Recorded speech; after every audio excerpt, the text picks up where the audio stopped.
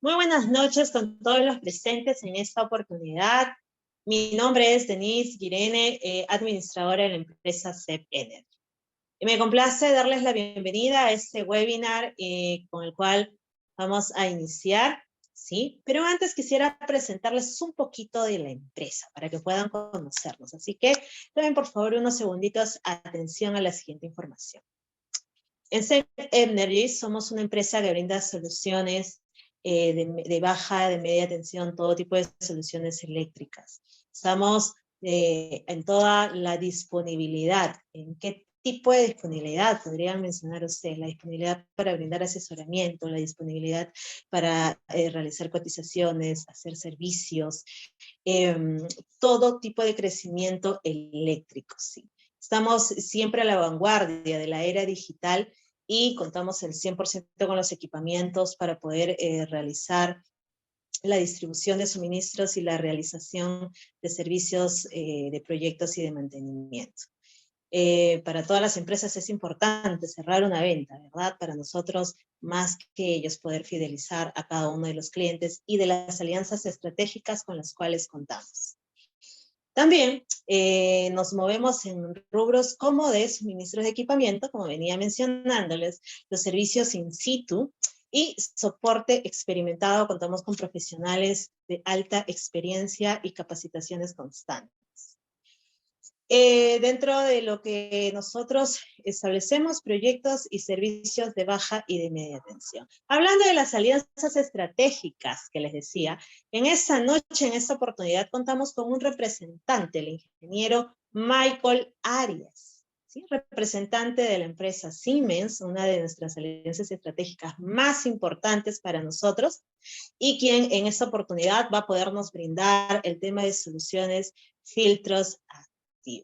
Así es que vamos a prestar mucha atención, toda duda consulta a través del chat, si es que desean conocer más de la empresa, de CEP Energy, más de nuestras alianzas estratégicas, pueden encontrarnos a través de las redes sociales de Facebook, LinkedIn y nuestra página web como CEP Energy.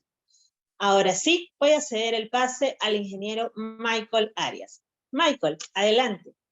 ¿Qué tal? Buenas noches. Muchas gracias. A ver, mientras activo mi cámara. A ver, ¿me dan un minuto mientras comparto mi pantalla, porfa? A ver. Me parece, me falta permiso para poder compartir. No sé si me pueden ayudar ahí con los permisos.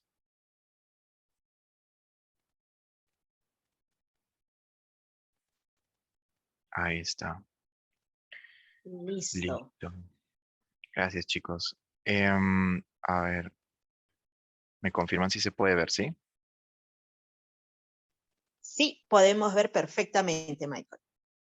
Genial. Bueno, el día de hoy vamos a hablar un poquito sobre calidad de energía. Ya, de hecho, dentro de la sesión de hoy, lo que toca es dentro de las posibles soluciones que se pueden tener para mejorar diferentes ítems eh, o brindar una óptima calidad de energía a nuestro servicio eléctrico en nuestras instalaciones. Hay una solución muy interesante dentro de todas las que se puede optar, lo que serían los filtros activos. De hecho, hoy en día está habiendo una gran necesidad de este tipo de equipos o de equipamiento propiamente porque se están identificando diferentes inconvenientes por parte de las instalaciones de los clientes, ¿ya? Y es propiamente por el tipo de cargas las cuales se están conectando en sus propias redes. Entonces, viendo un poco eso, vamos a tratar, o voy a tratar de dar, pues, un contenido, pues, lo más compacto que podía en realidad, porque contamos con una hora dentro de la sesión. Pero igual me ayudaría mucho si me van dejando ahí mientras les voy contando sobre este tipo de soluciones. Ahí en el chat, si me van dejando sus comentarios para poder, terminando la charla, irlos respondiendo, ¿sí? Entonces, el tema de los filtros activos. Solo para comentar esto, para entender un poco la necesidad de los filtros activos, toca ver un poco el tema de la necesidad del cliente. Y allí, viendo desde el punto de vista netamente compensación de energía reactiva, que es algo lo cual usualmente hemos estado solucionando a través de condensadores, hasta cierto tiempo, los condensadores ya no han sido como que la solución más óptima dentro de los diferentes proyectos del cliente, ¿ya? Y vamos a ver un poquito más con respecto a la compensación de energía reactiva. Solamente a modo general, solo visto desde modo general, desde la parte de la compensación de energía reactiva, se suele explicar de un modo muy atractivo, muy dinámico, el clásico ejemplo del vaso de cerveza, ¿no? ¿Qué sucede con esto? Sucede que pues el vaso de cerveza vendría a representar las energías que tenemos dentro de nuestras instalaciones, ¿ya? Donde la parte líquido de la cerveza que terminamos tomando vendría a representar la energía activa. Aquella energía que realmente genera trabajo, la que nos brinda trabajo útil en nuestras instalaciones. Esa es la energía activa. La energía reactiva vendría a ser aquella parte de la espuma que pues finalmente no la terminamos bebiendo, pero por ejemplo para nuestra instalación eléctrica es necesaria para generar por ejemplo los campos electromagnéticos de los motores. Entonces de todos modos hay cargas que requieren ese tipo de energía reactiva. Entonces obviamente hay regulaciones internas que tenemos que tener en cuenta para poder evitar un sobreconsumo de este tipo de energía, ¿no? Y pues la sumatoria de ambas vendría a ser la energía aparente. ¿Sí? Solo para comentar, este es un ejemplo muy ligero, ¿sí? Obviamente hay muchas cosas detrás de esta, ¿cómo se llama? De este ejemplo, porque pues hay también lo que se llama, dentro de la potencia activa, potencia reactiva, también falta aquí considerar, por ejemplo, la potencia armónica.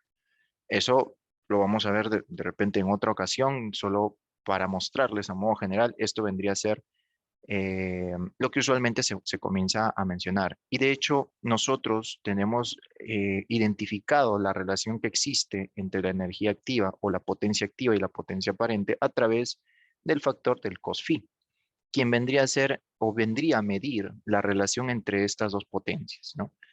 Entonces, y ahí viene como que pues parte de la normativa donde hace referencia a valores máximos permitidos para este tipo de factor, ¿ya?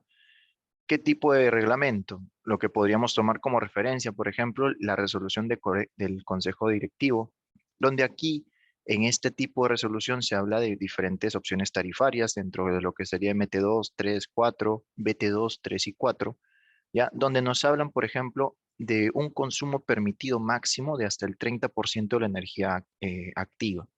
Es decir, el cliente en su condición inductiva de su instalación puede consumir, ¿ya?, la energía reactiva de la concesionaria hasta un total del 30% de su energía activa.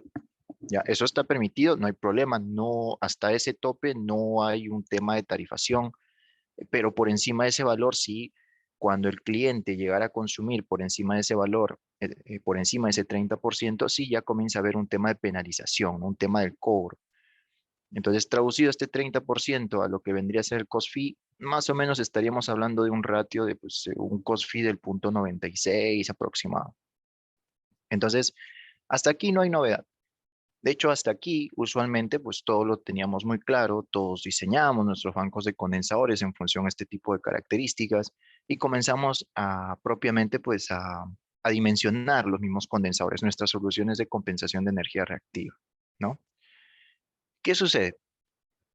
En el 2013, esta resolución se actualiza e incorpora lo que vendría a ser esta parte del párrafo.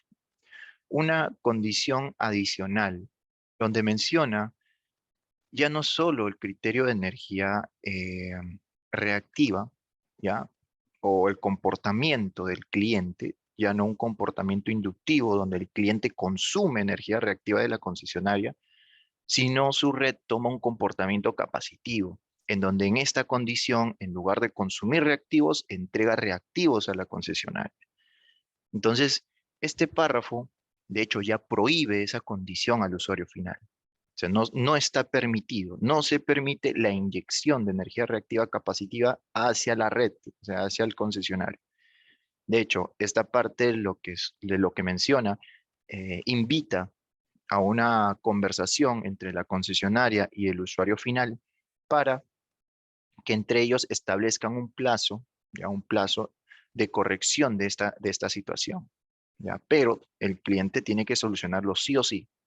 De hecho, dentro de ese plazo, el cliente va a pagar el doble de lo que pagaría si estuviera consumiendo reactiva, ¿ya? Y adicional, si entre, ¿cómo se llama? No cumple o el usuario final no llegara a corregir este problema dentro del plazo acordado, pues la concesionaria incluso podría cortarle el servicio de suministro, ¿no?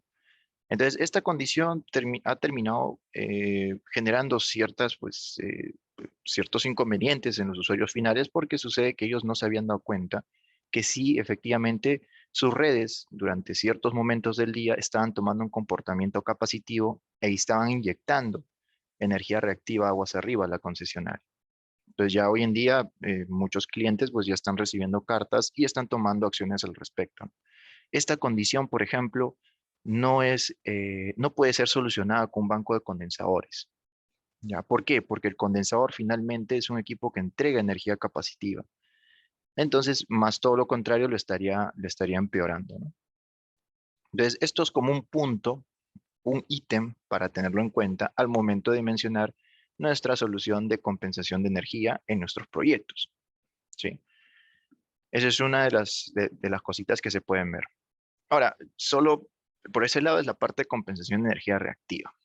Ahora, viendo por otro lado el tema de armónicos en las instalaciones o el THD o el Total Harmonic Distortion, sucede que pues solo a modo de comentario, el tema de los armónicos, las redes o que vendría a ser ¿cómo se llama? Una corriente con un comportamiento totalmente pues desordenado, por así decirlo, o una forma de onda para nada sinusoidal, ¿ya? Analizarlo así, tal cual figura acá, por ejemplo, la línea de color amarillo, es muy complicada, ¿no? Entonces, en busca de poder analizar este tipo de comportamientos, de este tipo de forma de onda tan distorsionada, lo que decidimos hacer o lo que se puede utilizar, y es lo que usualmente se hace, es descomponer esta forma de onda amarilla en una sumatoria de múltiples formas de onda totalmente sinusoidales a diferentes frecuencias.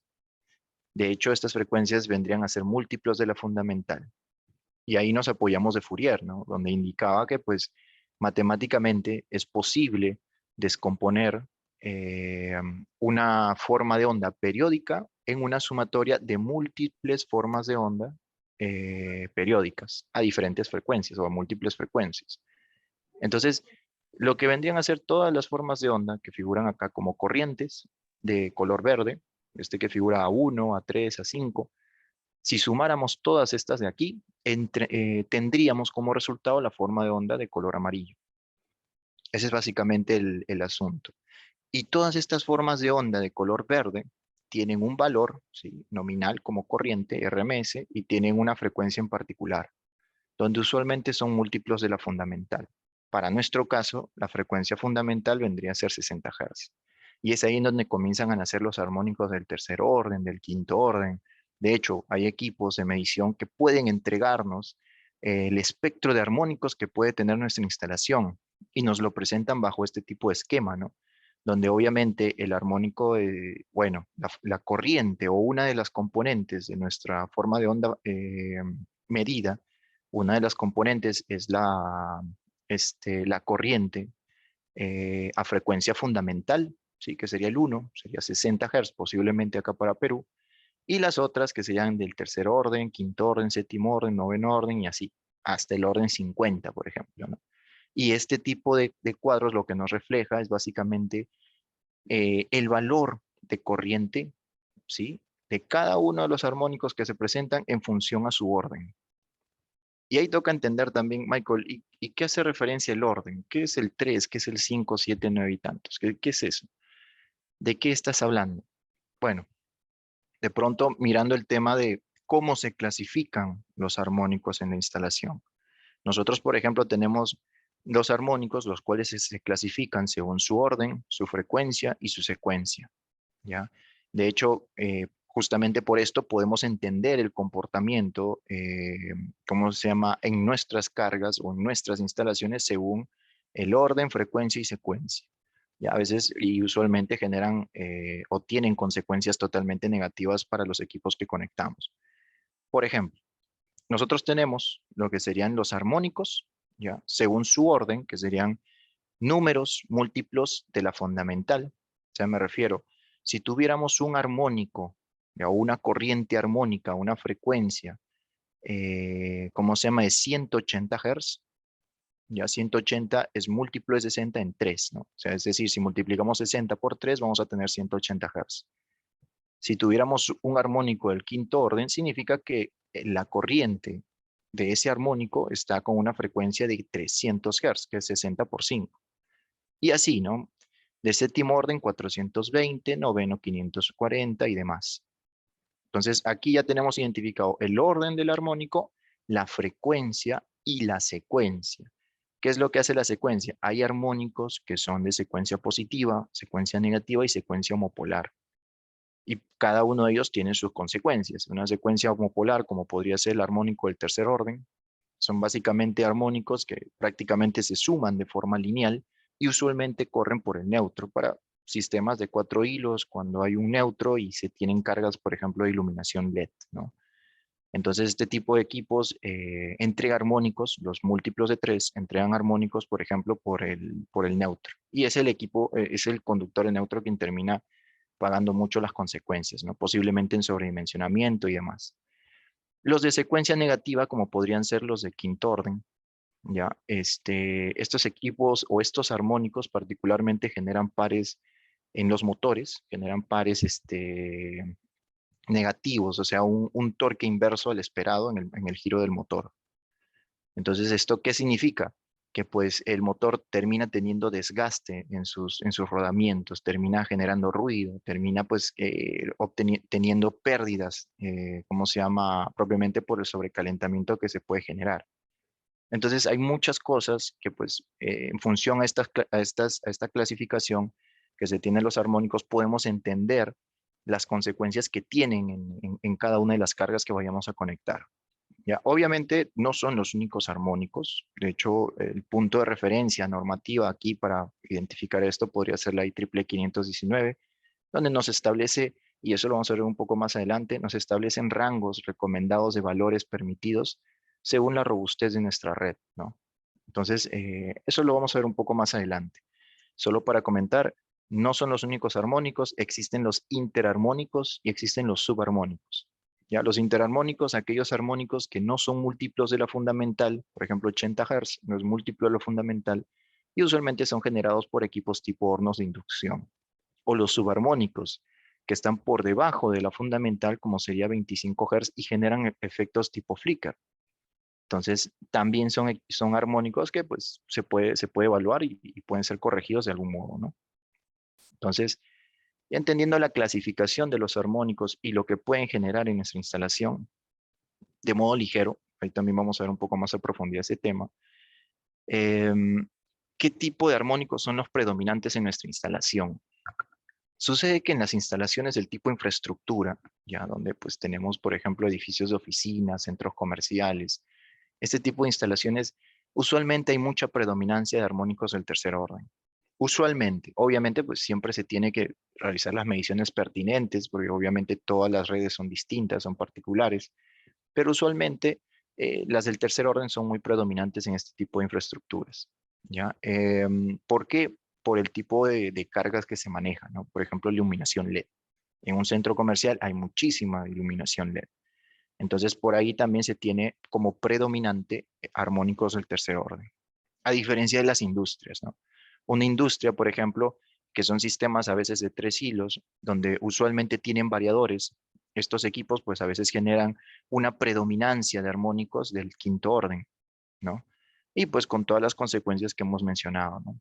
Entonces, esto es a modo general. Obviamente, pues siempre se recomienda tomar las mediciones y confirmar este tipo de cositas en nuestra red para identificar la solución adecuada. Pero eso es un poquito de lo que nosotros usualmente hemos encontrado. Ahora, para el tema de energía reactiva y el tema de armónicos, tenemos varias soluciones en realidad, ¿sí? Dentro del portafolio y que son de pronto algo que ustedes se van a sentir muy identificados porque son soluciones que muchas veces la han visto. Y son soluciones, tratando de hablar lo más agnóstico posible, las soluciones que usualmente se aplican en el mercado, ¿ya? Entonces, como soluciones, ¿qué es lo que hay o qué es lo que encontramos? Por ejemplo, la primera opción de solución, ¿ya? Sería una solución de compensación de energía reactiva únicamente a través de condensadores. Donde acá tenemos una solución clásica entre un condensador o bancos de condensadores por cada paso que vayamos a seleccionar. Tenemos el contactor, que es el elemento de conmutación para cada uno de los pasos. Tenemos el interruptor o fusible, que es el elemento de protección para nuestra instalación. Y el controlador propiamente, ¿no? Pero ¿qué sucede? Sucede que esta instalación o este tipo de solución, ¿ya? Y yo siempre invito al usuario a revisar las hojas de datos del condensador que vaya a adquirir, ¿sí? Sea la marca que sea. Procura revisar las hojas de datos de este equipo en busca de identificar cuánto como contenido de armónicos puede soportar. De hecho, los fabricantes proponen límites para ese tipo de características. Esta solución, usualmente, en diferentes marcas, se encuentran valores máximos ya de soportabilidad de armónicos cuando la red tenga valores máximos de 10% en THDI y un 3% en THDB. Usualmente. Obviamente esto puede variar dependiendo del modelo, pero máximo, usualmente está en un tope de 10% en THDI. ¿Ya? La versión heavy duty, la versión robusta, máximo un 10%.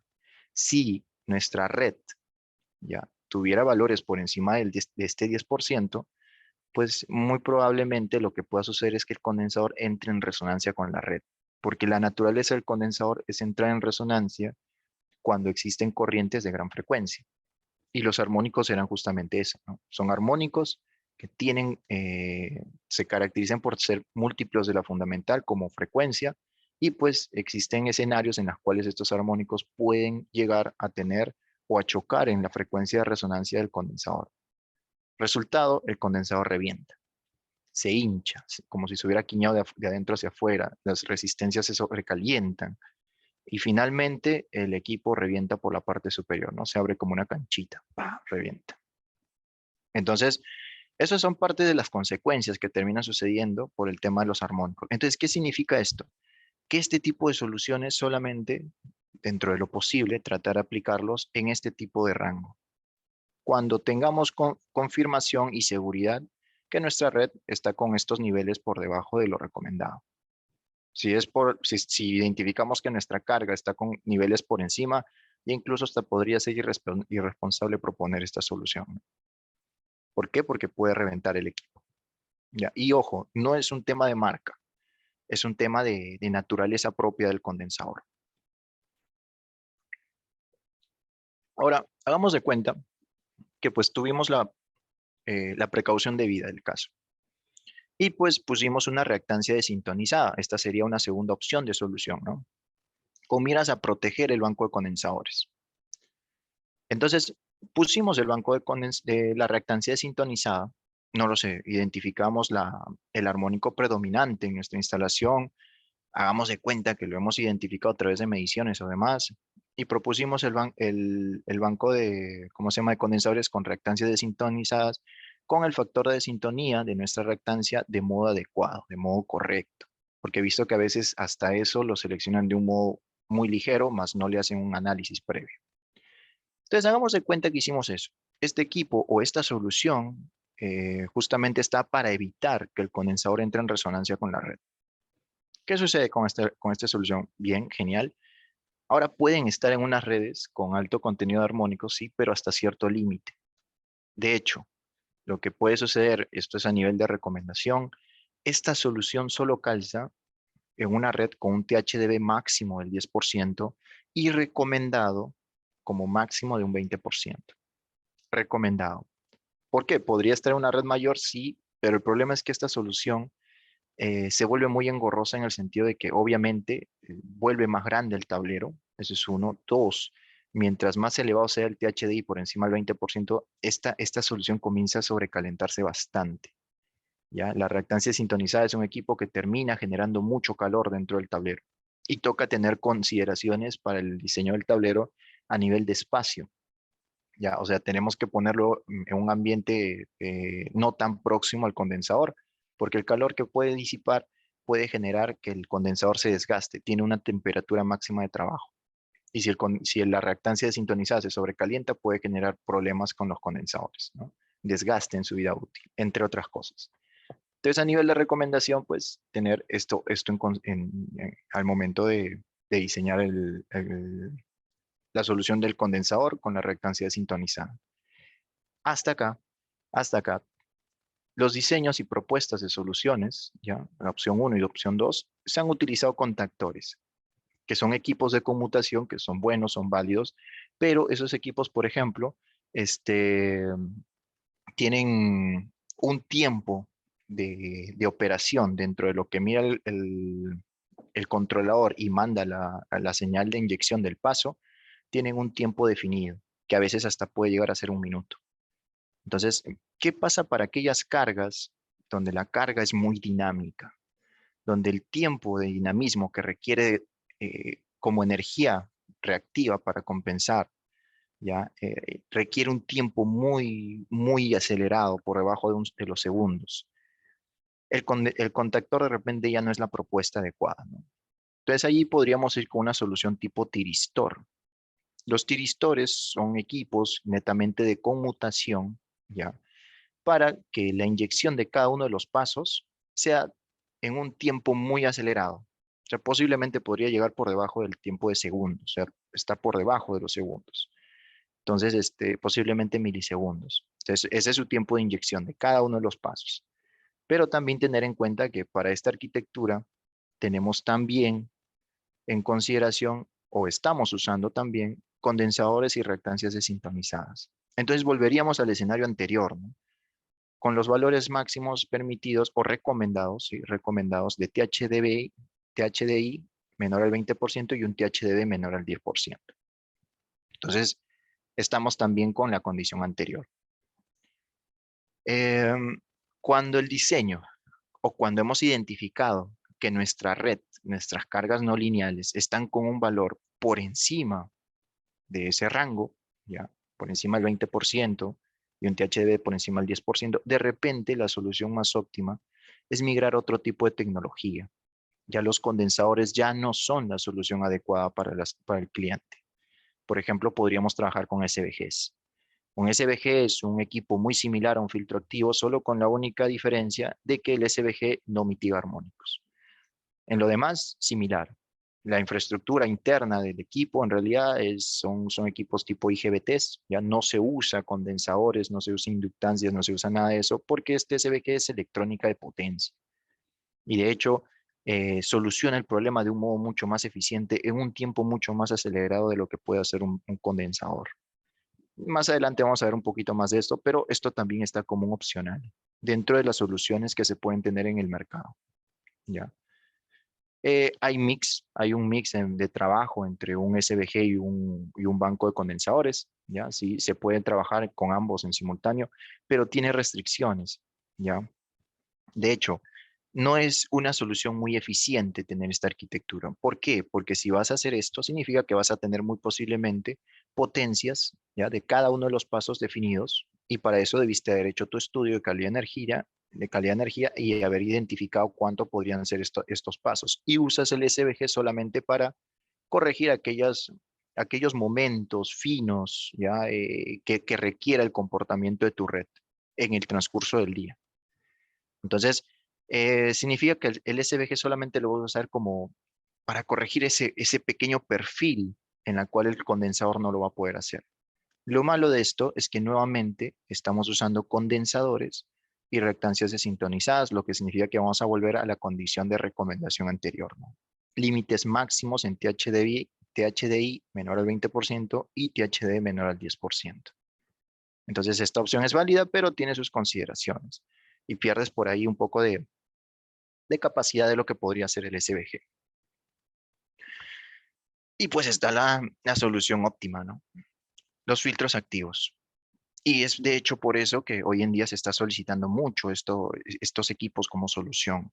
El filtro activo en realidad es para justamente tratar no solamente de balancear la red, porque tiene como posibilidad 3 funciones principales, que es balanceo de red, ¿ya? Balancear la red, Uno, dos, corregir el factor de potencia. Si es que tu red está en un escenario capacitivo o inductivo, el filtro activo lo lleva a una condición inductiva al factor de potencia que tú hayas configurado en la parte frontal. El equipo lo hace. O sea, tú no tienes que estar ahí atento al comportamiento de tu red porque el equipo ya lo está haciendo y te garantiza ese valor objetivo, ¿ya?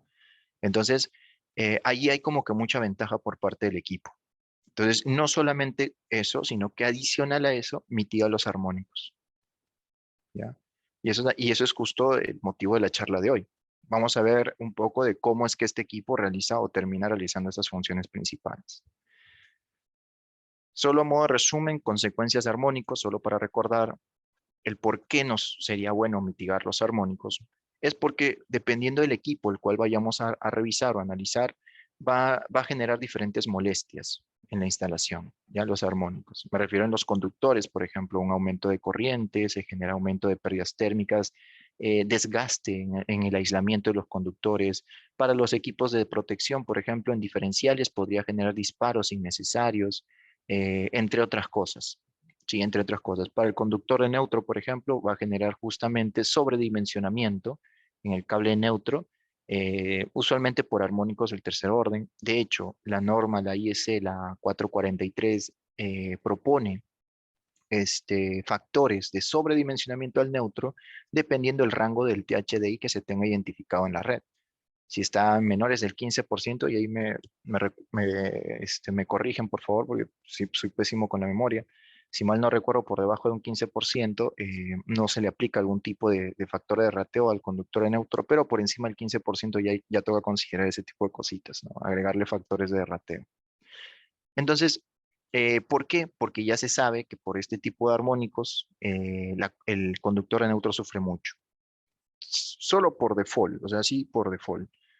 Solo por tener una red desbalanceada, que es lo que usualmente se da en la instalación, es lo que usualmente sucede, una red desbalanceada termina generando corrientes por el neutro, ¿ya? Solo por desbalance, que es lo que usualmente sucede. Ahora, adicional a esa corriente propia del desbalance, se le agrega el tema de los armónicos. Entonces, el cable neutro es un conductor que termina siendo, pues, por así decirlo, violentado mucho por este tipo de fenómenos, ¿no? Y es por eso que a veces, por ejemplo, en ducto de barras, se le propone un dimensionamiento a 2 veces la capacidad de las fases, ¿ya? Para poder conducir esto sin necesidad de generar un sobrecalentamiento en el conductor, ¿ya? Entonces, eso es como para tenerlo en cuenta.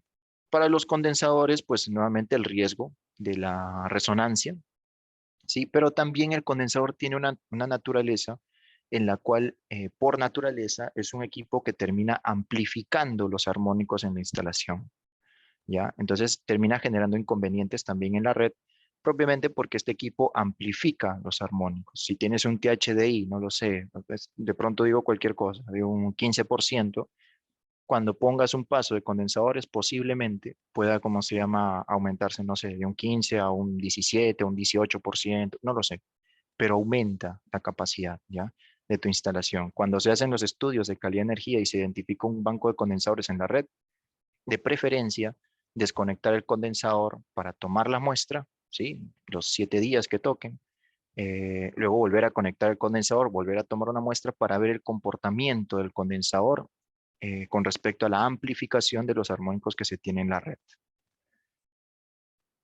Para máquinas eléctricas tipo motores, un poco de lo que les comenté, ¿no? Sobrecalentamiento, pérdidas en el aislamiento, aumento en las pérdidas magnéticas, vibraciones en el eje, desgaste mecánico en los rodamientos, entre otras cosas.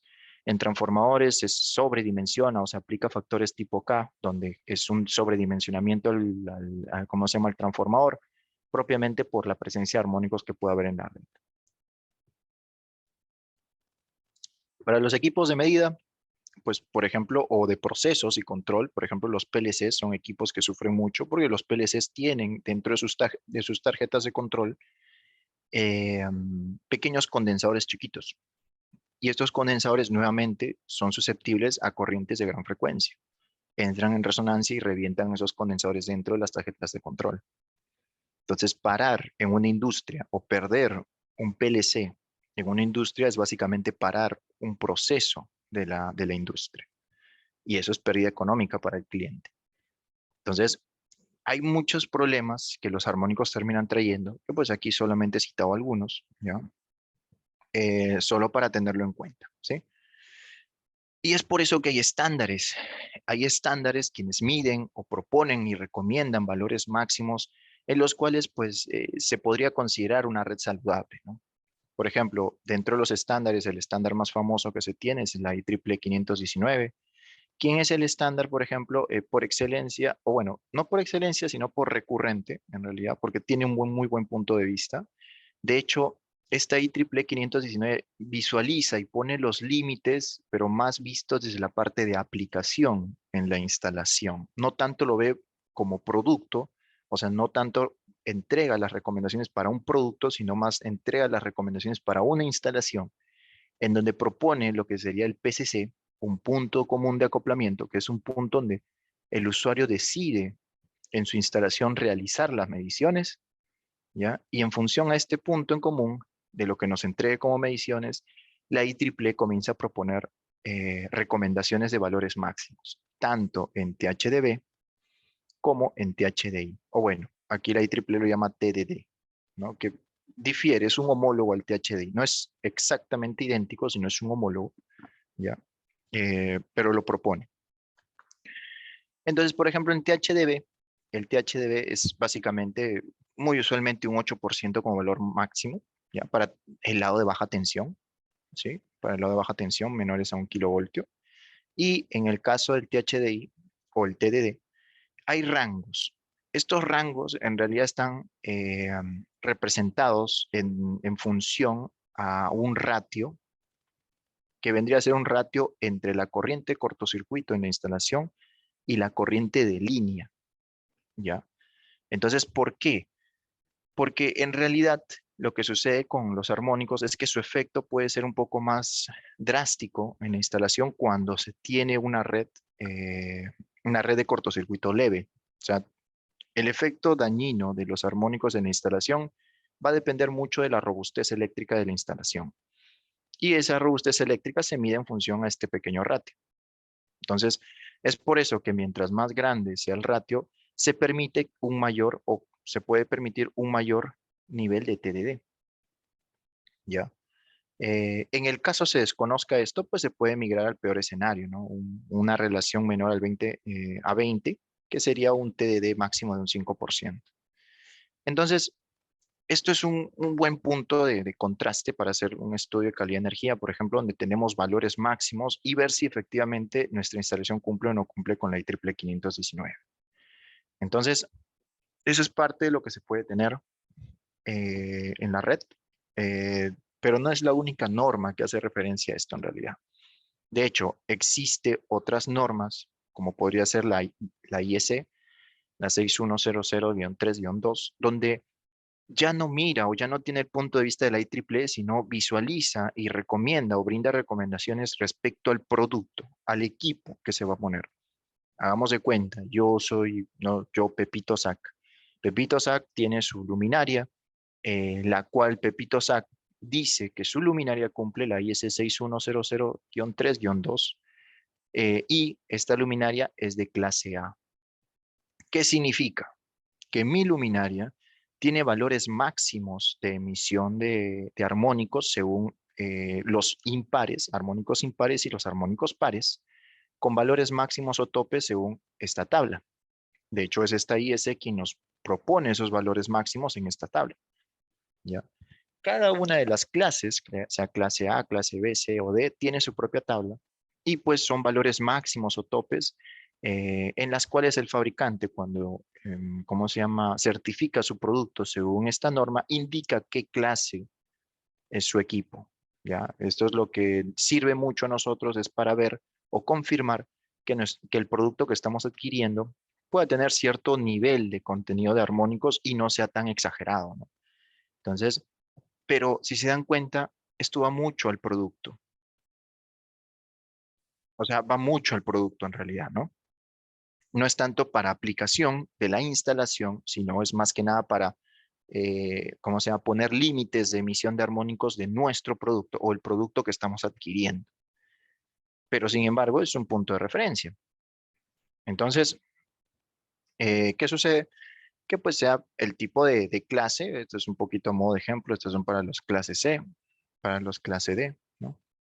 Entonces, y finalmente, nuestra normativa local, ¿no? Nuestra NTCS, que esto es la normativa técnica de calidad de servicio eléctrico. Entonces, lastimosamente, en la normativa local solo hace énfasis a lo que sería el THDB, o sea, el nivel de contaminación de armónico en tensión, donde usualmente no es el más dañado en nuestra instalación, en nuestra red. Porque sucede que pasa mucho, de hecho a mí me ha sucedido en algunos estudios en los cuales tengo un THDB de un 2% y un THDI al mismo tiempo de 20%, 21%, de repente un poco más, ¿ya? Y ¿cómo se llama? El ingeniero que está haciendo el análisis solamente toma en cuenta el THDB e indica si la red del cliente sí cumple con la recomendación de la NTCS. No, sí, está bien, la cumple, no hay problema, pero el THDI no lo analizaste, ¿no? Y ahí sí está faltando. Y de hecho el THDI es el parámetro que usualmente termina generando problemas en la instalación, ¿no? Es importante contrastar el THD, sí, sí es importante, pero es también importante contrastar el THDI. Y usualmente quien termina teniendo los valores más críticos son el THDI en las instalaciones. Entonces, lo menciono porque, pues, si bien es cierto, es un punto de referencia, tenemos que cumplir con la NTCS, también es importante visualizar lo que sería el THDI, ¿no? Porque ya vieron que marca muchas pautas, ¿no? La selección adecuada del equipo de compensación, marca, pues, ¿cómo se llama? El cumplimiento de las normas, si estamos cumpliendo, no estamos cumpliendo, marca, pues, las consecuencias en nuestra instalación con respecto a los productos que tengamos, eh, nos trae diferentes problemas, ¿no? Entonces es importante también tener en cuenta el THDI. Y para todo esto, es por eso que pues la solución de filtros activos se está volviendo una solución muy, muy atractiva para el cliente. El equipo, ya visto para tema de filtros activos, es un equipo que termina corrigiendo tanto el THDI o la distorsión de armónicos en corriente como el THDB. Ya lo termina corrigiendo. De hecho, sirve para balancear la red, ¿ya? Puede balancear la red, es una de sus tres funciones principales. E importante, realiza una corrección del factor de potencia en tiempos muy, muy acelerados. Ya hablamos de milisegundos.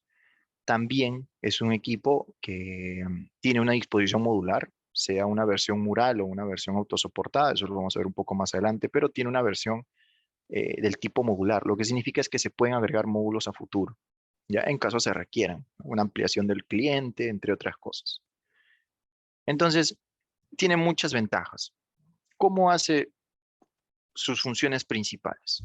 Ya, de hecho, les mencioné tres, ¿no? El balanceo de red, corrección del factor de potencia y mitigación de armónicos. Visto de uno en uno. Para el balanceo de red, lo que hace el equipo finalmente es identificar lo que consume la red, ya, por cada una de sus fases y el neutro, en el caso haya neutro, y el equipo comienza a inyectar lo que necesita la red, ¿ya? Lo que necesita la red, con miras a que aguas aguas arriba de la instalación, la red identifique el comportamiento del conjunto entre la carga y el filtro activo como si fuera una red totalmente balanceada. ¿Ya? A modo de ejemplo, si la carga me exige un desbalance de 50 amperios por el neutro, el filtro activo puede entregar esos 50 amperios, ¿no? Ya no lo exige de la red. Entonces, para la red va a ser un consumo cero. Entonces, de ese modo va balanceando la red de la instalación. Esa es una de sus funciones. Otra de sus funciones es realizar la compensación del factor de potencia, ¿no? O corrección del COSFI.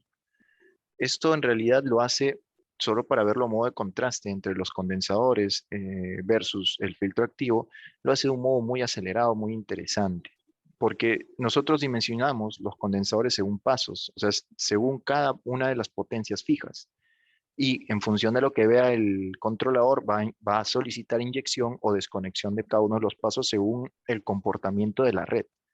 Si tuviéramos, por ejemplo, para el caso del condensador, esta recta de color azul, que sería el comportamiento de la red durante el día, vamos a identificar momentos, ¿ya? Momentos en los cuales exista una sobrecompensación, una subcompensación, disculpen, una subcompensación del banco de condensadores, donde no esté compensando efectivamente, no nos lo esté llevando el factor de potencia objetivo, y tramos donde esté generando una sobrecompensación, donde está incluso entregándonos demasiada potencia reactiva a la red. Entonces, y pues en tiempos muy largos, propiamente porque el paso o el contactor no reacciona ni siquiera en segundos, sino que puede llegar incluso a un tiempo de minuto. Entonces, bajo estas consideraciones, la solución con condensadores no tiene una compensación fina, a diferencia del filtro activo. El filtro activo, por tener un tiempo de visualización e inyección, un tiempo de respuesta por debajo de los 20 milisegundos, puede dar seguimiento al comportamiento de la red, de la carga, en todo momento. ¿Ya? Cosa que la red, aguas arriba, básicamente va a visualizar una red totalmente compensada, ¿no? Sin importar el comportamiento de la red. ¿Ya? Puede estar trabajando al 10% de su instalación o al 100%. El filtro activo va a darle seguimiento en todo momento a esa red en busca de llevar al factor de potencia objetivo que se le ha configurado. Y pues por lo que más se le conoce, ¿no? El contenido de armónicos, la mitigación de armónicos. El equipo, si tuviéramos un sistema sin filtro activo con un THDI, por ejemplo, del 95%, una corriente totalmente distorsionada, el equipo tranquilamente puede corregir el sistema hasta valores por debajo del 5%. Michael, ¿por qué por debajo del 5%? Nuevamente por la recomendación de la IEEE 519, ¿no? Puede llevarlo. ¿Podríamos ser menos, Michael? Sí, sí puede, pero involucra una mayor capacidad del equipo y de repente, pues, con un 5% basta. Entonces, de repente no es necesario llevarlo, pues, a un 0% o un 1%, no, no sea necesario, ¿no? Porque va a solicitar más capacidad de parte del equipo. Pero el equipo lo puede hacer. Entonces, de las tres funciones principales que tiene el equipo, hagamos de cuenta que mitigación de armónicos es H, compensación de factor de potencia es Q y el balanceo de red es B, sus tres funciones principales, el equipo presenta 12 modos de operación distintas al usuario. ¿Qué significa esto? Que si yo tuviera, por ejemplo, a nivel de configuración, yo configurara el modo de operación número 3, el filtro activo va a utilizar su capacidad nominal, ¿ya?, para primero mitigar armónicos. Una vez que mitigue los armónicos y lo lleve al valor objetivo, por ejemplo, menor a 5%, va a pasar a corregir el factor de potencia, con lo que le quede de capacidad. Una vez que corrija el factor de potencia al valor objetivo, por ahí le quede algo de capacidad, ¿ya?, va a pasar a balancear la red. O sea, comienza a dar prioridades, comienza a priorizar funcionamientos. ¿Y esto qué significa? Que el equipo nosotros podríamos configurarlo únicamente para mitigar armónicos, podríamos configurarlo únicamente para corregir el factor de potencia o para cualquiera de sus 12 variedades, ¿no? Entonces ya depende del usuario qué es lo que quiere hacer y pues obviamente mientras más cosas queramos hacer, el equipo pues va a requerir una capacidad mayor posiblemente. Entonces ya es un tema de dimensionamiento para poder garantizar la operación del equipo según el modo de operación que nosotros establezcamos, ¿no? Pero es netamente configuración.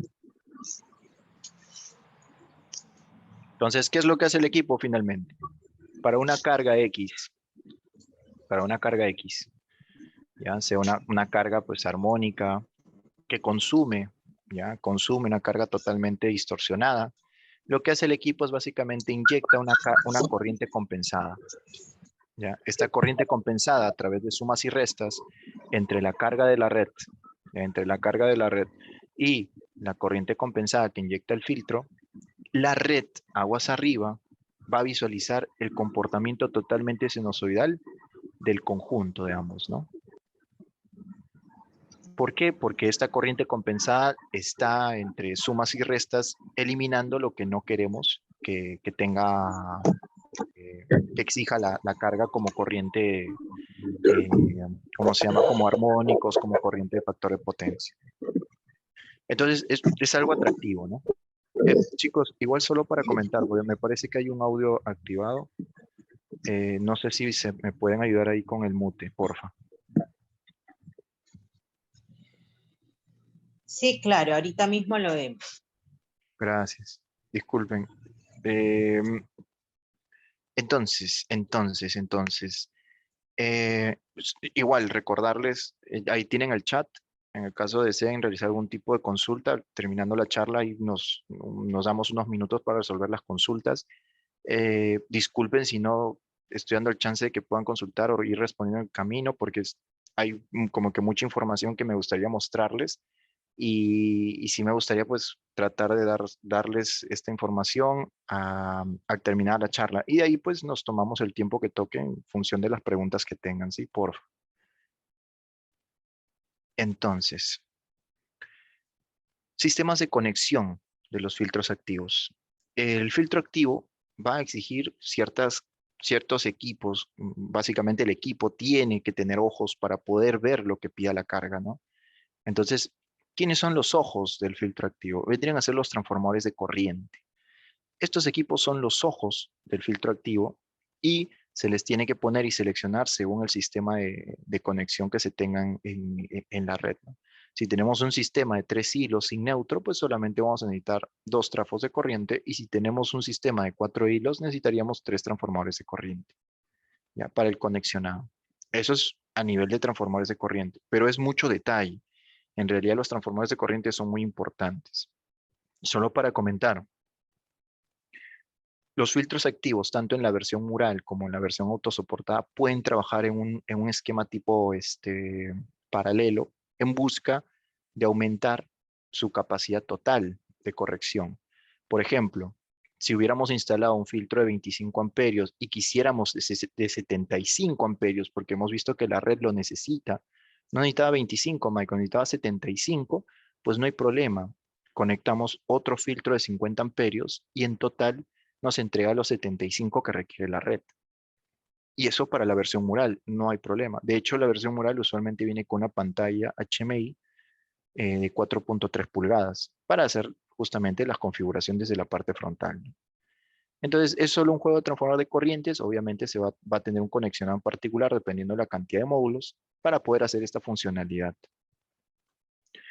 No es la única versión, hay otra versión que es la versión raqueable o también autosoportada, donde se tiene un gabinete y se van colocando diferentes módulos de potencia o de capacidades, ¿ya? En una versión tipo rack. Esta solución pues sí ya viene, en realidad no viene con una HMI de 4.3, sino de 7 pulgadas, en la cual serviría como un centralizador de señales y un controlador que puede controlar o maniobrar hasta 8 módulos en paralelo, pero 8 módulos es bastante, ya estamos hablando capacidades de hasta 600 amperios y es bastante. En el caso se requieran más, pues tranquilamente se puede poner otro módulo en paralelo, otro gabinete autosoportado, en el caso se requiera. Usualmente no se exige tanto como capacidad, pero en caso se requiera se puede proponer, no hay problema. Y también es una versión tipo modular porque permite ampliaciones a futuro en caso se requieran módulos adicionales, ¿no? Volviendo a los transformadores de corriente, es importante, o sea, es muy importante identificar la ubicación de los transformadores de corriente, ¿ya? De hecho, como les dije, el transformador de corriente viene a ser los ojos del equipo y estos equipos se tienen que conectar o en lado de carga o en lado de fuente y tienen sus consideraciones. Por ejemplo, para un filtro activo, el lado de carga vendría a ser desde el punto de conexión del filtro activo, o sea, desde este punto hacia la carga vendría a ser el lado de carga y hacia la fuente, pues el lado de fuente, ¿no? Parece sencillo, pero a veces se malinterpreta. A veces se tiene el interruptor por acá, ¿ya? A veces se tiene el interruptor por acá y se piensa que el transformador de corriente se está poniendo en el lado de fuente porque toman de referencia el interruptor, pero no es así. Se tiene que tomar como referencia desde el punto de conexión del filtro activo, ¿ya? Entonces, en función a eso, lo recomendable es que los transformadores de corriente siempre estén en el lado de carga para que se pueda censar la corriente de la carga en su totalidad y el equipo pueda entregar la capacidad que necesita entregar para corregir esa corriente de carga que está censando. Bajo este esquema, El filtro activo puede soportar su versión mural o raqueable, puede soportar múltiples módulos en paralelo, ¿no? Características del trafo de corriente desde 1.5 hasta 4 veces la corriente máxima de la carga de recomendación para la selección y puede tener una clase de precisión de mínimo 0.5, ¿ya? Eso es para los trafos de corriente. Si tuviéramos por tema de espacio, no se puede, el tablero no tiene espacio para poner un transformador de corriente acá y tenemos que ponerlo en el lado de fuente, pues bueno, sí se puede, o sea, se puede poner un módulo de filtro activo, pero el tema es que hay limitaciones, ¿ya? Esta arquitectura solo lo soporta la versión mural y solo se podría conectar un solo módulo, ¿ya? No se podría poner más. De hecho, si se quisiera poner más, ¿ya? Tendríamos que agregar otro juego de transformadores de corriente, ¿ya? Se agrega otro juego de transformadores de corriente y habilitamos el resto de las funcionalidades, ¿no? Podemos usar ahora mural, raqueable, múltiples módulos en paralelo, no hay problema. Pero claro, aquí los transformadores de corriente ya tienen que tener una clase de precisión de 0.2. O sea, ya hay ciertas consideraciones.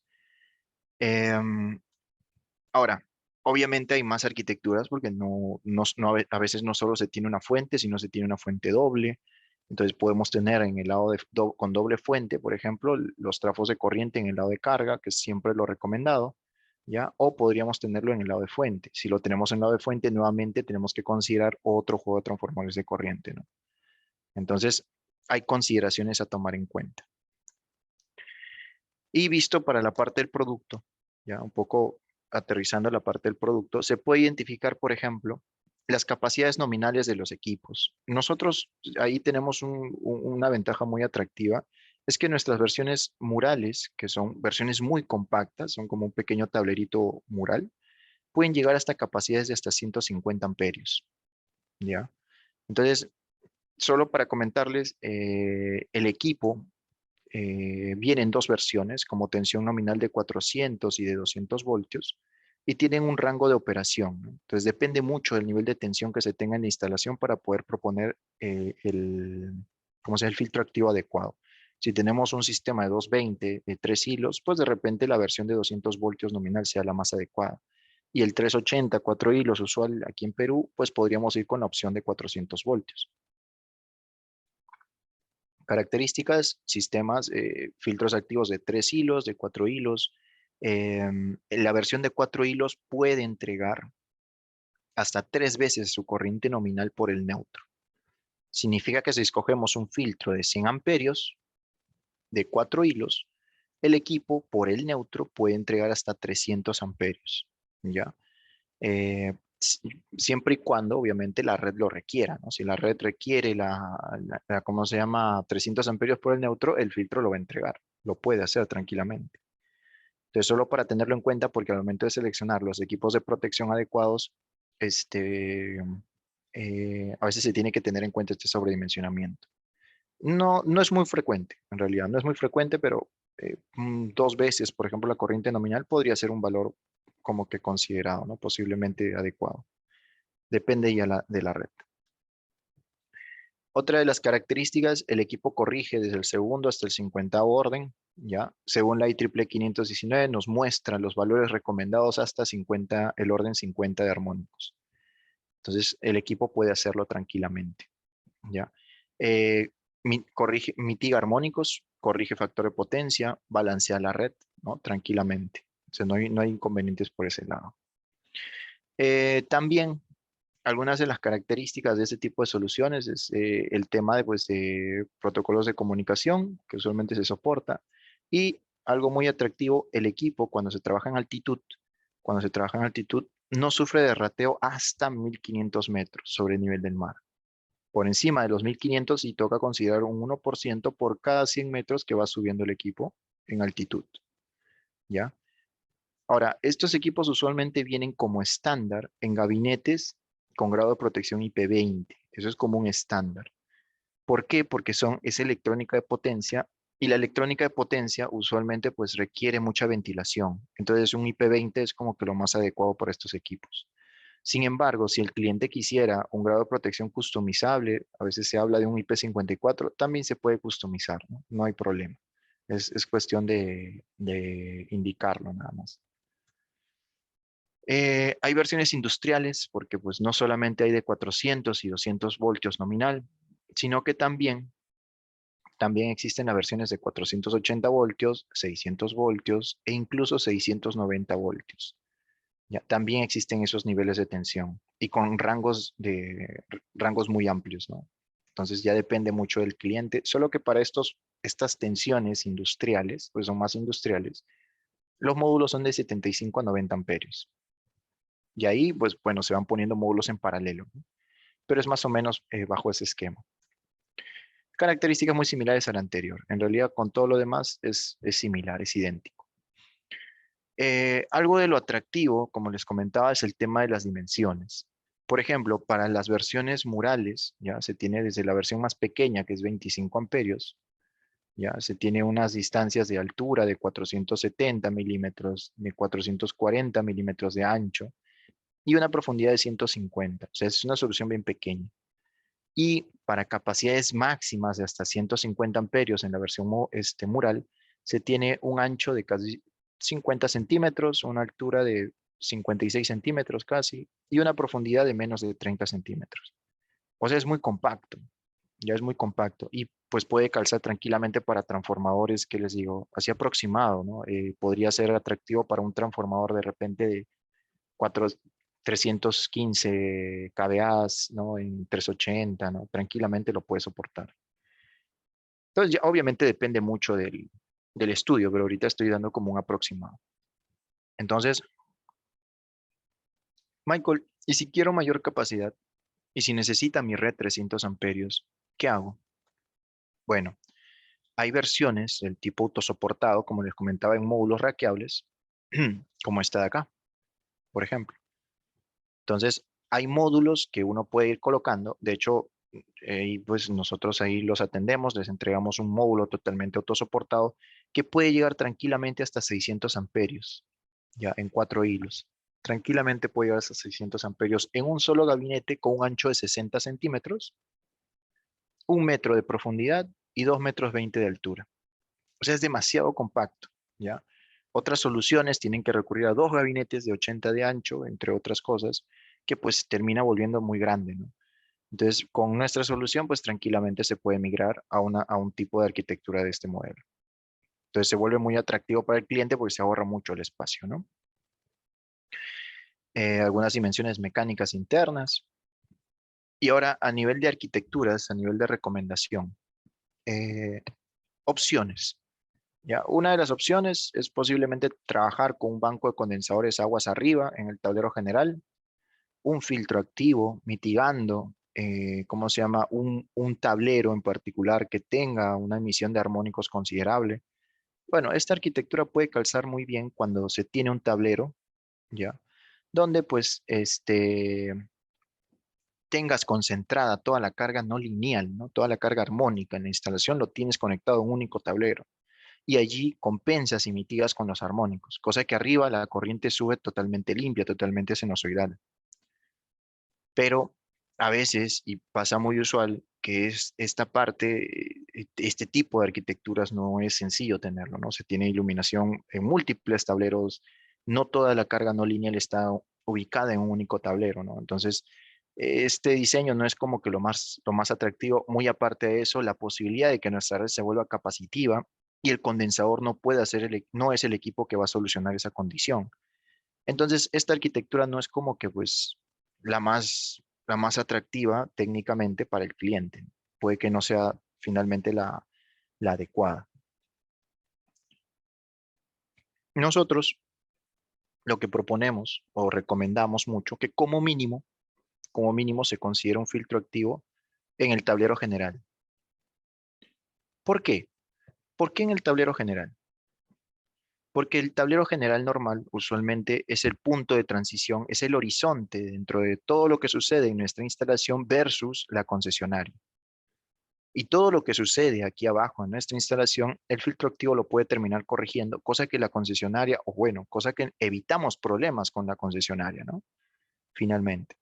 Entonces, esta es una solución muy atractiva, como un punto de referencia, como lo mínimo necesario, ¿ya? Obviamente, pues hay modos de dimensionar el filtro activo incluso en una etapa de ingeniería. Y ahí vamos a hablar un poquito más de lo que hemos encontrado en el mercado. Entonces, este es un punto atractivo y pues esto sí puede ser una solución para el cliente, ¿ya?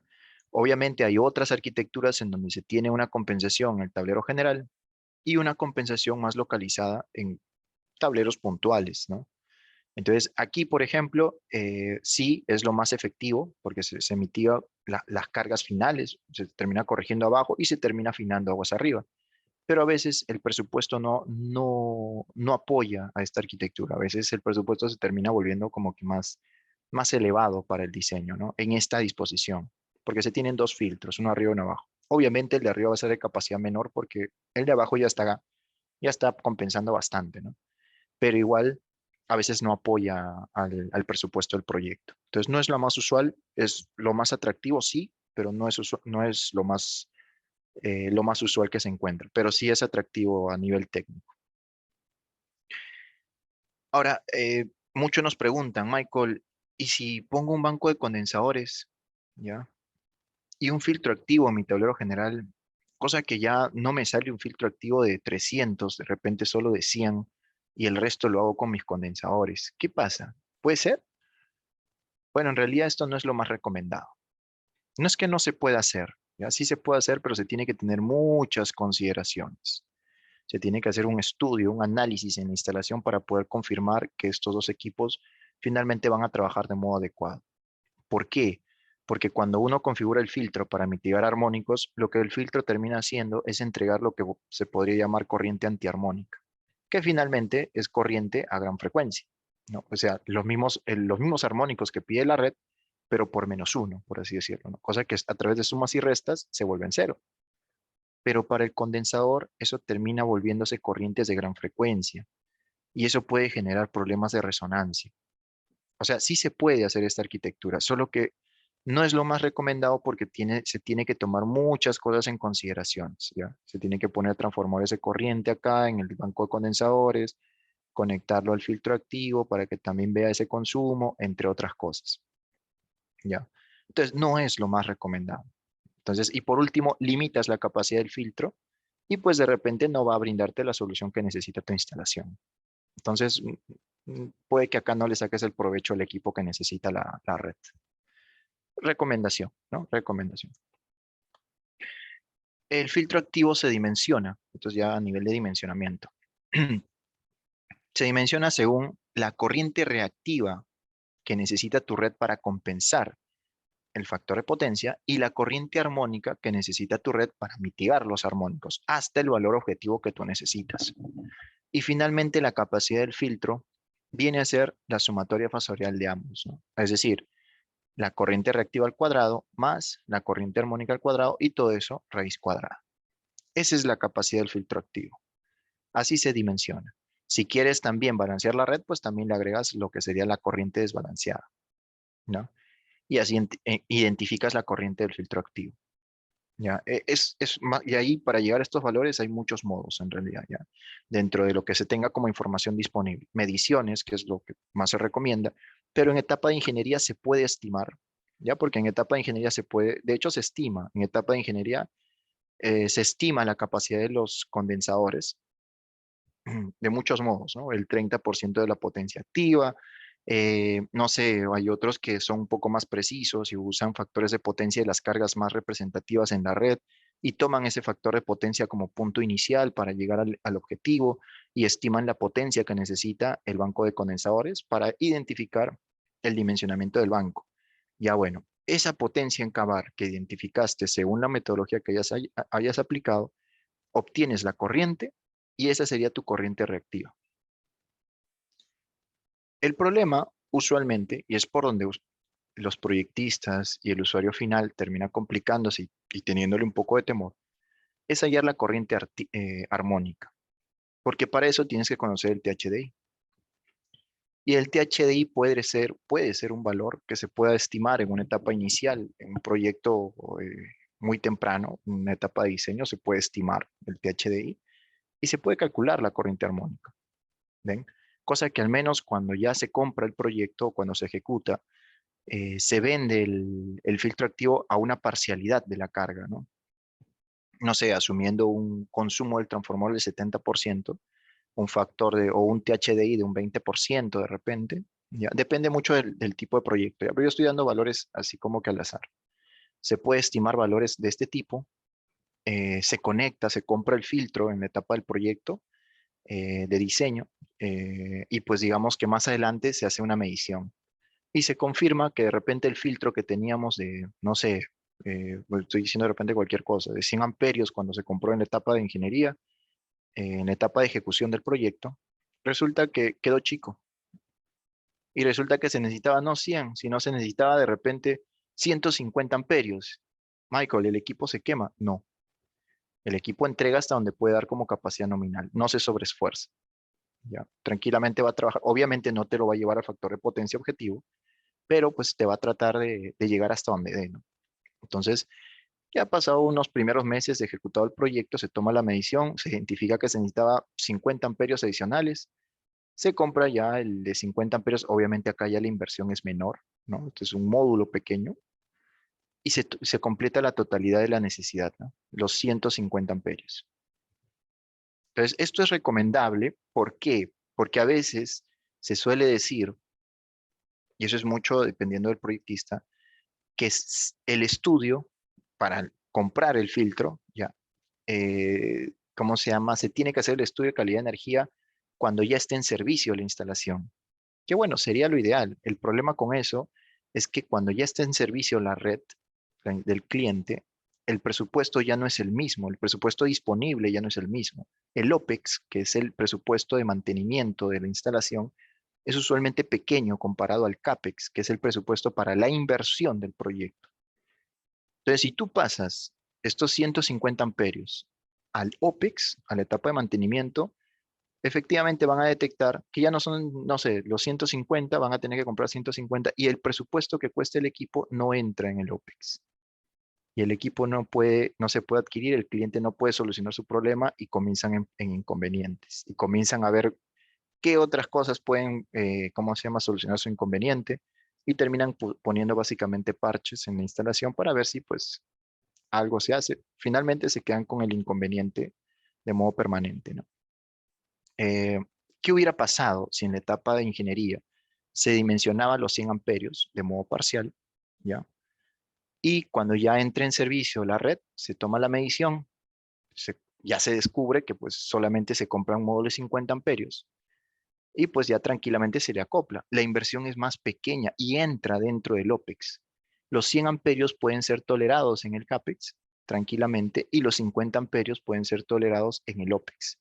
De ese modo el cliente termina solucionando su inconveniente sin afectar tanto el proyecto. ¿Bien? Entonces es posible dimensionar el filtro al menos como una primera intención en la etapa de ingeniería para posteriormente comprarlo y adquirirlo más adelante. Entonces es una opción, ¿no? Bueno, ahora solo a modo de comentario y ahí de pronto abro un poco de debates. Problemática actual. ¿Qué es lo que está pasando hoy en día en el mercado? Esto va mucho para Perú en realidad. Eh, por ahí de pronto en otros países tienen otra realidad, pero ahí he traído un poco de lo que hemos podido encontrar en el mercado. ¿Sí? Problemática actual, pues ya tenemos identificado el problema de los armónicos, ¿sí? Tenemos identificado el tema de los armónicos, el THDI, los valores topes recomendados, el tema de la compensación de factor de potencia, pero principalmente para el tema de factor de potencia, principalmente la inyección o la condición de energía capacitiva. Esto en realidad está complicando muchísimo al cliente porque esto no lo soluciona un condensador. Esto de ley o es un SVG o es un filtro activo, pero no lo soluciona un condensador. Ni le pongas tu reactancia desintonizada o tu filtro pasivo, lo que pongas no lo va a solucionar. Entonces, esta condición ya por default es un filtro activo o un SVG, ¿no? Entonces, esto es lo que tenemos en la instalación. ¿Qué ha sucedido o qué ha estado sucediendo? Para los principales dolientes me refiero a quienes terminan pagando mucho la consecuencia. Serían los ingenieros proyectistas o el usuario final, por ejemplo. Eh, Cada uno ha terminado teniendo su propia experiencia con los condensadores, que de pronto pues se han dado cuenta que no es la solución más adecuada para sus proyectos. ¿Como cuáles? Sucede que instalaron su banco de condensadores, guiado por el presupuesto del cliente, quiso optimizar demasiado y pues el proyectista de pronto no se dio cuenta de lo que podía pasar. Y sucede que el THDI de su red, de su carga, ya, en busca de optimizar el presupuesto, estaba por encima del 20% y el condensador terminó pagando las consecuencias. Cada uno de los pasos terminaron reventándose, explotaron, afectaron la instalación. Entonces, el cliente se quedó con un pésimo sabor de lengua. Entonces, incómodo el cliente. Y le pasó la responsabilidad o se peleó con el proyectista. Le dijo, ¿por qué no te diste cuenta de esto? Pero el proyectista, ¿cómo se podía dar cuenta si está en una etapa de diseño y hay mucha ambigüedad en una etapa de diseño? O sea, hay una ambigüedad enorme. No se sabe qué cargas pueden ser, pero no se sabe qué modelos, qué marcas. Y de marcas y modelos hay muchos. Y pues de niveles de espectro, de emisiones de armónicos en la instalación, pues es muy variado. Entonces no se dio cuenta de eso, ¿no? Hay luminarias que entregan hasta 90% en THDI, tienen factor de potencia capacitivo, más no inductivo, y hay variadores de 6 pulsos, que es lo más estándar, de 6 pulsos con una reactancia en el bus DC, que pueden entregar un THDI de hasta un 70-80% tranquilamente. No bajan de ese nivel. De buena marca me refiero, estoy hablando de marcas reconocidas.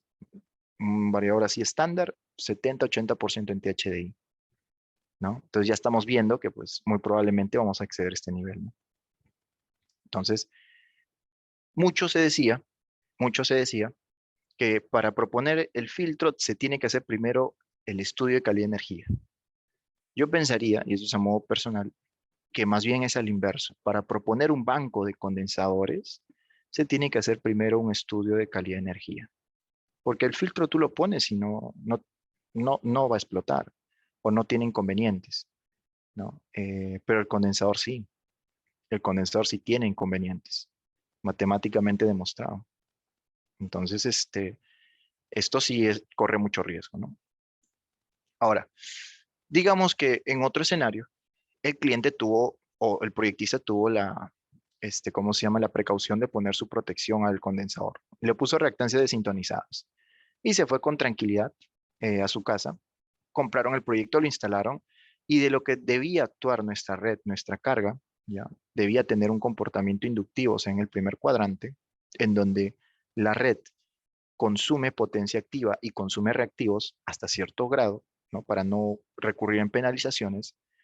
Resulta que tuvimos LED en la instalación y no estábamos en el primer cuadrante. En momentos del día, la instalación del cliente se volvía capacitiva y la concesionaria les mandaba sus cartas. Le mandó su carta con un periodo de corrección de ese problema, de esa condición, de 30 días. ¿Y qué hizo el cliente? ¿Qué hace acá el cliente?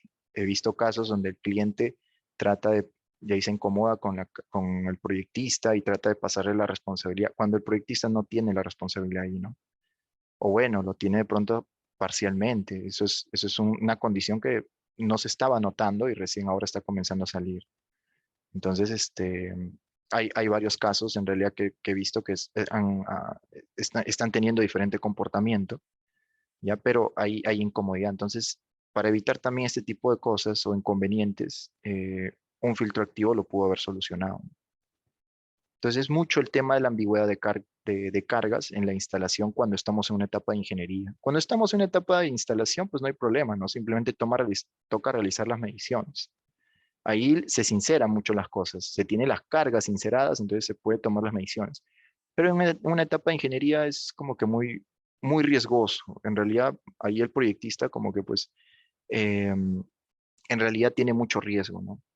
Entonces, esta condición pues no, se tenía desde el 2013 el tema normativo, pero no se estaba identificando hasta hace poco, que ya las cartas pues están comenzando a ser un tema recurrente en los usuarios finales. Entonces esto es muy importante tenerlo en cuenta hoy en día, ¿no? Por eso, la solución más óptima que pues nosotros hemos identificado en el mercado puede ser el tema de filtros activos. Ya en su versión mural o autosoportada, porque ambos son modulares, pueden aumentar sus módulos en paralelo sin ningún problema, ¿no? En ningún inconveniente. O se le puede poner módulos adicionales, ¿ves?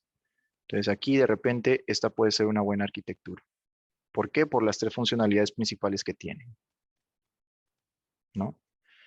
Entonces, esto era un poquito de lo que les quería traer el día de hoy. Disculpen que me fui un poco en hora. Pero básicamente era un poco esto, ¿sí? Igual pues, como les digo, ahí el chat está disponible en caso tengan algún tipo de consultas. Yo ahora pues de pronto trato de identificar un poco el tema del chat por si acaso por ahí hay algún tipo de consulta. Eh, a ver, ¿qué es lo que menciona Eduardo? Ese factor del doble de la reactiva inductiva puede variar con el tiempo. Ese factor del doble de la reactiva inductiva. Bueno, Eduardo, ahí no entiendo muy bien tu consulta, pero a ver, más o menos tratando de darle forma. El comportamiento de la red, dependiendo del día, es muy variado, ¿sí? Puede que se dé el caso. De hecho, hay casos en los cuales durante el día la red puede tener un comportamiento inductivo en ciertos momentos del día y en ciertos momentos comportamiento capacitivo. ¿Ya? A veces también podemos identificarlo a través de nuestros recibos, ¿ya? Obviamente no nos sale como potencia, nos sale como consumo de energía, pero sí se puede ya comenzar a identificar desde el consumo, desde el recibo eléctrico. Entonces, el equipo, pues tranquilamente puede solucionar ese problema, ¿no? Obviamente bien dimensionado, bien dimensionado. Bueno, che, ¿se tiene algún documento paper que valide que las luminarias LED generan armónicos? Yo ahí, bueno, ahí Daniel te invito, en realidad es, ¿cómo decirlo? Es mucho feedback, ¿sí? No, yo imagino deben haber papers, yo he visto varios artículos que hablan de eso, ahorita no recuerdo alguno en particular, pero tranquilamente uno puede realizar mediciones con un foco LED, ¿sí? Un foco pequeño, y confirmar justamente eso. ¿Ya? A veces también es el mismo LED quien te indica el factor de potencia en sus hojas de datos y a veces te dice el factor de potencia capacitivo. ¿Ya? De hecho, hay focos LED o luminarias, drivers que tienen a través de sus hojas de datos te indican el nivel de THDI. Ya depende mucho del fabricante, pero sí hay. A veces en las hojas de datos sí se puede identificar esos niveles, Daniel. A ver, ¿qué más consultan? Sus dimensiones, es fácil su instalación, produce ruido, cuántos decibeles. Sus dimensiones, ahí Eduardo, como lo mostré en la presentación, son muy compactas, dependiendo mucho de la capacidad, pero en el mercado a nivel de comparación, nosotros somos como que una propuesta muy compacta. Al igual que en ruido, nuestro nivel de ruido en los equipos es muy bajo. Invito pues siempre al usuario a que lo contraste, entonces ahí como para que lo pueda identificar, ¿no? Es fácil su instalación. Depende mucho del tablero en realidad, si tiene espacio, entonces ahí es cuestión de identificarlo, ¿no? Entonces, un poquito de eso. Sé que hay muchas consultas, solo para comentar. No sé si igual ahí me pueden direccionar las consultas, ¿sí? Pueden direccionar las consultas aquí a través de ZIP y los podemos responder tranquilamente. Sí, Así es. disculpen que se me fue la hora, disculpen en realidad. No te preocupes, Michael. Excelente presentación. Muchísimas gracias. Creo que ha sido bastante la información, muy precisa, muy clara que has podido compartir con nosotros en esta noche. Veo que hay algunas preguntas, claro que sí. Les voy a solicitar lo siguiente, ¿sí? Respecto a si se va a compartir la clase, dónde se va a encontrar, hasta el día de mañana se va a subir a nuestro canal de YouTube, SEP Energy, y también se va a compartir en nuestro Facebook y en nuestro LinkedIn. Así es que por estos medios de redes sociales van a poder encontrar la clase grabada, ¿no? Cualquier duda, consulta, preguntas pendientes que no hemos podido abarcar en esta noche por el factor tiempo, pueden escribirnos al correo que va a aparecer en la parte inferior, ventas@sep-peru.com. Así es que escríbanos por favor este correo para las preguntas pendientes que podamos tener. Vamos a nosotros a hacer llegar esas preguntas al ingeniero Michael para que podamos resolver cada una de las dudas o inquietudes que puedan aún estar pendientes. ¿Listo? A ver, a ver. Muy bien, respecto al certificado o constancia de asistencia, igual nos lo solicitan a través de este correo nosotros vamos a mantener la comunicación constante. Aquellas personas que se han inscrito también por el link a través del formulario, se les está haciendo la comunicación constante a través del WhatsApp. Pueden también por ese medio nosotros hacernos llegar las dudas, las consultas y les vamos a responder. Recordemos lo siguiente, el día de mañana tenemos nuestro segundo webinar con el ingeniero Anthony Tinoco, representantes de nuestra empresa CEP Energy. De igual manera va a ser a las 7 de la noche y los vamos a estar esperando a través de la plataforma Zoom. Muchísimas gracias, ingeniero Michael, por esta excelente presentación. Próximamente, ¿verdad? Vamos a estar ya aperturando los cursos donde vamos a tener mayor énfasis, mayor detalles, tanto de esta temática como de otras temáticas. Así que muy atentos a nuestras redes sociales, mantengamos el contacto también por los medios ya mencionados para que puedan participar de los próximos cursos y webinars en aperturarse. Que tengan una buena y bonita noche para ustedes y su familia. Hasta el día de mañana, 7 de la noche.